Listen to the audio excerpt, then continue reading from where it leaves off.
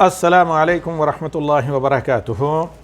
بسم اللہ الرحمن الرحیم وقل ربی زدنی علما۔ حضرات خواتین معزز سامعین، آج ہم آپ کے لیے ایک ایسا نسخہ کیمیا اللہ تعالیٰ کی کتاب سے لے کر آئے ہیں کہ جو آپ کے حافظے کی کمزوری، نسیان کا نہ صرف علاج بلکہ اللہ تعالیٰ کی طرف سے اپنے نبی کے لیے تجویز کردہ علاج ہے، بشرطے کہ آپ اسے صحیح ادائیگی کے ساتھ اور تدبر کے ساتھ سمجھ کر استعمال کریں، یعنی اللہ سے دعا کریں۔ تو آئیے اس نسخے کو سماعت فرمائیے مرض کی تشخیص کے ساتھ، اور مزید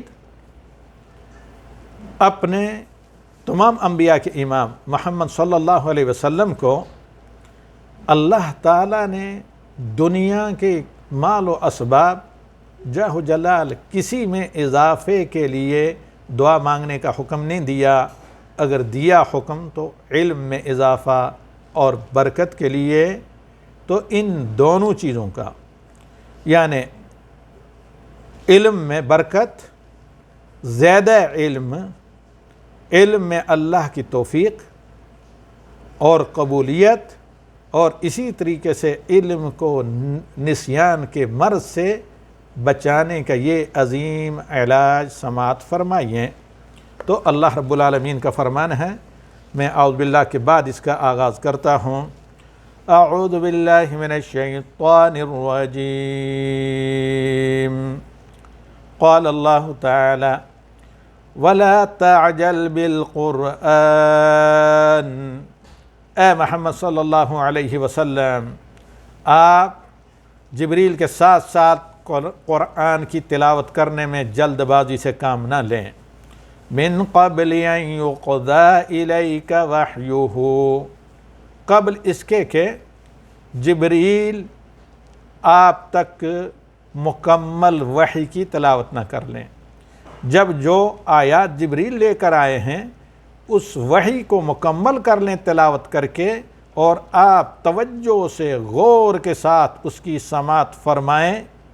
جب مکمل ہو جائے وحی تو اس کے بعد آپ پڑھیں۔ یہ جو آپ کو بھولنے کا ڈر ہے، فکر و اندیشہ ہے کہ کہیں قرآن کا کوئی لفظ مس نہ ہو جائے، تو اس کے علاج کے لیے آپ دعا کریں اللہ کے اسماء کے وسیلے سے، اور کہیں وَقُلْ رَبِّ زِدْنِي عِلْمًا، اے میرے رب، رب کا مطلب خالق، مالک، مدبر یعنی حاجت روا و مشکل کشا، زدنی زیادہ کر میرے اندر میرے لیے علم و معرفت کو۔ تو اس سے یہ معلوم ہوا کہ نسیان کا علاج یہ دعا ربی زدنی علما، اور لا علمی کے اندھیرے سے نکل کر علم کے نور کو پانے کے لیے یہ دعا ربی زدنی علما۔